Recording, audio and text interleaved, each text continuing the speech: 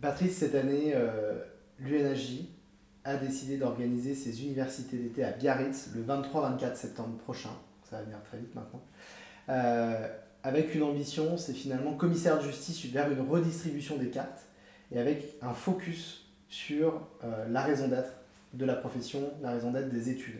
J'ai participé au débat du bureau de l'UNHJ sur le sujet, j'ai contribué aux travaux, on a interrogé aussi les adhérents sur un certain nombre de questions. Est-ce que tu peux nous partager les raisons qui vous ont amené et qui nous ont amené à choisir ce thème? La raison d'être, c'est celle déjà d'exercer ce métier. Qu'est-ce qu'un officier public et ministériel avec l'image que nous avons aujourd'hui en 2022 ? Il y a peut-être aussi des questions à se poser sur notre raison d'être. Nous, on sait pourquoi effectivement on exerce ce métier. L'idée, c'est aussi de le faire, comment le faire savoir et le faire appréhender à d'autres. Et puis, la raison d'être aussi, c'est la raison d'être après les différentes crises que nous avons vécues et après notamment la Covid, le monde n'est plus le même. La vision du monde dans son poste de travail, dans son organisation de la société, est en train de changer. Qu'on soit d'accord ou pas d'accord, il faut juste l'intégrer. Et notre métier, on vit à proximité, on gère de l'humain en permanence. Donc ceci fait que c'est la vision du monde que nos clients peuvent avoir, mais également de nos collaborateurs et de nous, entre associés, dirigeants d'une entreprise, dans quel environnement on est. Donc en fait, entre l'image de l'huissier, du professionnel, de l'homme que nous sommes, avec cette société qui change, d'un monde effectivement de changement climatique et d'habitude, à laquelle il faut quand même adjoindre le fait que au niveau économique, sur l'électricité, le gaz, les moyens de tout change. Donc on doit absolument s'adapter. L'idée, c'est de se réunir ensemble et d'essayer de trouver des solutions ou des réponses ou des approximations à toutes ces questions. Justement, on a essayé, on se rend compte à travers ce que tu dis, on est sur un momentum très stratégique pour la profession, avec ce nouveau nom aussi, commissaire de justice qui intervient, qui vient poser un certain nombre de questions. C'est vrai qu'on a voulu organiser cette année un événement vraiment organisé autour du fond et du travail. L'objectif, c'est de libérer la parole dans le cadre d'ateliers, dans le cadre de conférences. Euh, Pas des conférences théoriques, on a vraiment orienté sur les choses de façon très très pratique, mais on a vraiment constitué un programme qui se veut un programme de fond et pas juste un programme très petit. Et qui met l'humain, Tout à fait. au milieu. L'humain et l'huissier, avec une approche qui est globale. On est sur des problématiques qui sont complexes. Ça me rappelle les échanges qu'on a eus avec Paul-André Baillon dans le cadre des États généraux, où ils expliquaient que les commissaires aux comptes avaient eu une crise sans précédent il y a quelques mois, années, après 2019, et que finalement ils avaient réussi à s'en sortir en ayant un regard très transverse et global de ces problématiques-là, et en se repositionnant complètement. Et c'est de cette façon-là qu'ils ont réussi à résoudre tout. Et une approche personnelle également des professionnels. Où André Paul nous disait, le commissaire au compte, mais nous on sait faire. Nous, eh bien non, on s'est aperçu qu'effectivement, pour aller chercher une nouvelle clientèle, pour appréhender des nouveaux marchés, pour répondre, voilà, on a quand même vécu 3 crises importantes, 3 crises ou 3 évolutions ou 3 révolutions, hein, les lois Macron bien évidemment, les 2 années de Covid qui ont eu un impact considérable, et aujourd'hui l'inflation liée effectivement au bouleversement de cette guerre, de cette guerre aux portes de l'Europe. Donc voilà, si on ne prend pas conscience que le monde change et qu'on doit, nous, essayer de s'adapter, d'autant plus que notre métier est vu par un certain nombre d'une certaine manière. Et donc c'est aussi à nous, on peut continuer de se plaindre, l'idée c'est pas ça, c'est de se réunir, c'est de travailler ensemble, c'est de comprendre, de trouver les clés et d'avancer. On est condamné à avancer. Et encore une fois, j'insiste aussi, c'est que dans nos entreprises, on n'y arrivera pas seul. On est obligé, outre les règles environnementales, sociales, on est obligé d'avoir une approche également sur nos collaborateurs totalement différente. Et donc l'aspect social est très important. Alors, justement, c'est comme ça qu'on a construit le programme, si je commence un petit peu à dire. On a un programme en 3 demi-journées. Une première demi-journée où véritablement l'objectif, c'est aussi de faire prendre conscience que ces questions de raison d'être, mais aussi ce qu'on appelle de RSE, c'est-à-dire le sens qu'on va donner à nos activités, l'impact que ça va avoir et la façon dont on va pouvoir engager nos collaborateurs, les talents qui travaillent dans les études. Voilà. Pourquoi c'est pas qu'une affaire de grand groupe, mais c'est aussi une affaire de petite structure, une affaire de territoire, tu le disais avec l'humain, la proximité. Voilà, donc ça c'est la première matinée. Et je complète ton propos parce que là-dedans, aujourd'hui, les marchés publics qui vont être faits, les réponses, si on n'est pas organisé et si on ne respecte pas un certain nombre de règles et restrictions, etc., on ne pourra même pas concourir.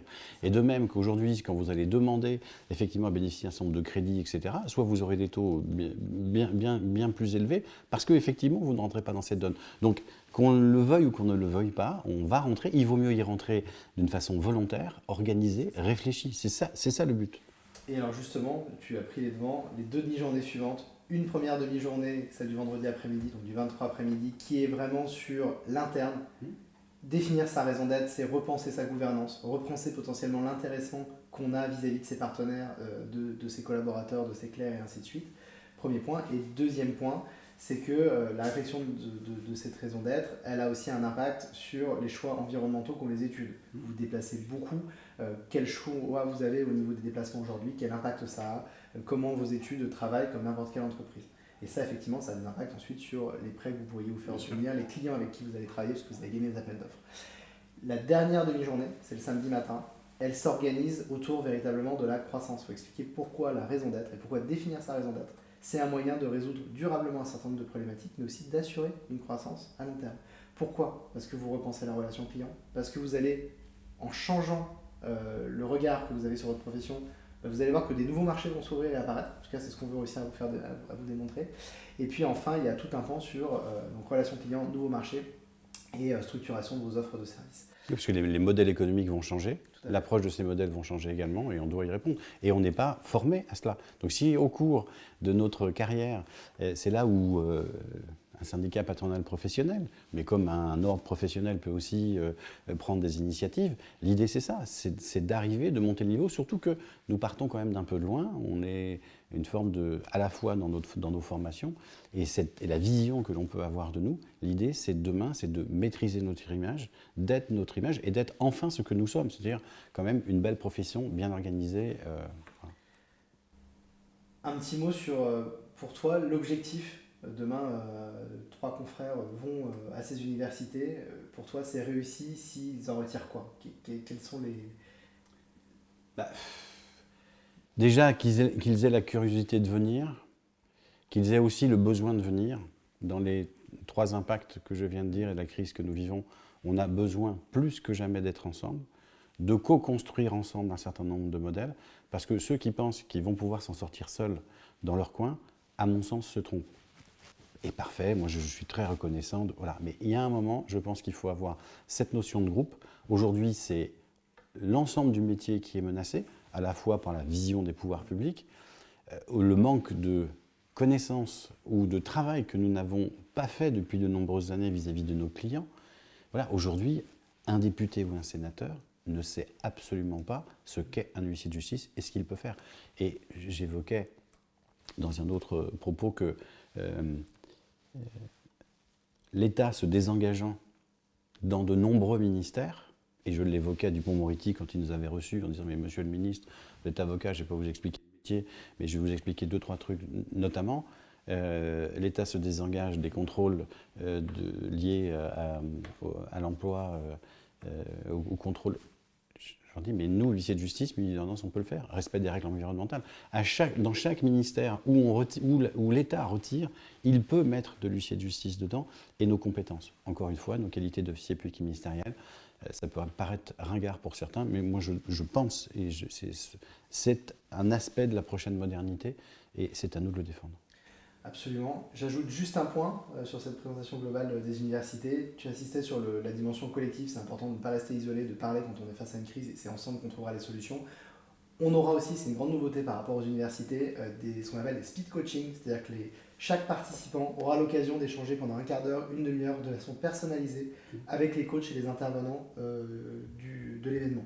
Et donc ça, c'est une nouveauté parce que libérer la parole, mais parfois il y a des choses dont on peut avoir honte, il y a des choses qui peuvent nous sembler plus confidentielles. Et ça va être un moyen aussi pour chaque participant d'aborder ces questions-là avec un expert de façon individuelle et confidentielle. Alors, je rebondis sur ce que tu dis, quand de temps en temps, très souvent et à longueur de journée, j'ai différents confrères. Quand je parle de mes propres difficultés, ils se livrent plus sur les leurs. Parce qu'avant, il y a toujours cette « ah oui, mais je ne vais pas dire que », etc. On n'en est plus là. Aujourd'hui, il faut passer un certain cap. Il faut, je pense, maîtriser vis-à-vis de ses collaborateurs, de ses associés et de ses clients, il faut maîtriser sa propre communication, savoir dire effectivement qu'on en est là et qu'on veut aller là. Mais il faut aussi, entre nous, avoir cette capacité de nous dire, effectivement, on est dans une situation économique ou un métier qui ne marche pas bien, avec des pouvoirs publics qui, effectivement, ne nous considèrent pas. Qu'est-ce qu'on peut faire pour changer les choses ?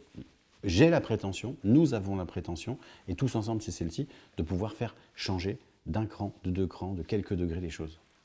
Super. Eh bien, rendez-vous à Biarritz le 23-24 septembre. Voilà. Et puis Biarritz, on a choisi aussi, vous savez, l'Union se déplace. On fait des réunions à Paris, on en fait à Lyon, on en fait à Bordeaux, et on en fait aussi à Biarritz. Et on montera dans le nord de la France, et on montera dans l'Est, et on fera les choses, parce que c'est ça aussi, c'est d'aller au-devant. On tient à une chose, le maillage territorial. Et quelle que soit l'importance de l'étude, que vous soyez en milieu rural ou dans les zones urbaines, notre métier, il est là, c'est le maillage territorial et le service que l'on peut rendre. Merci beaucoup. Merci à vous.